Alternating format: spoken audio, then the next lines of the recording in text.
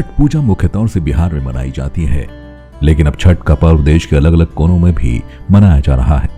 छठ पूजा में सूर्य देव और छठी मैया की पूजा विधि विधान से की जाती है। छठ पूजा कब से प्रारंभ हुई, सूर्य की आराधना कब से आरंभ हुई, इसके बारे में अलग अलग पौराणिक कथाओं में बताया गया है कि सतयुग में भगवान श्री राम, द्वापर में दानवीर कर्ण और 5 पांडवों की पत्नी द्रौपदी ने सूर्य की उपासना की थी।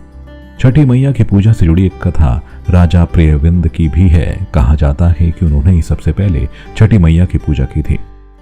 छठ पूजा दीपावली के 6 दिन बाद कार्तिक शुक्ल को मनाई जाती है और इस कारण से इसे छठ कहा जाता है। यह 4 दिनों का त्योहार है और उसमें साफ सफाई का खास ध्यान रखा जाता है। इस त्योहार में गलती की कोई जगह नहीं होती। इस व्रत को करने के नियम इतने कठिन हैं कि इस वजह से इसे महापर्व और महाव्रत के नाम से संबोधित किया जाता है। छठ के इस पर्व को माताएं और सुहागिन महिलाएं अपने पति की लंबी उम्र और अपने बच्चों को अच्छे स्वास्थ्य के लिए रखती हैं। छठ पूजा में सूर्य देव और छठी मैया को प्रसन्न करने के लिए और जीवन के महत्वपूर्ण भाग में सूर्य और जल की महत्ता को माना जाता है।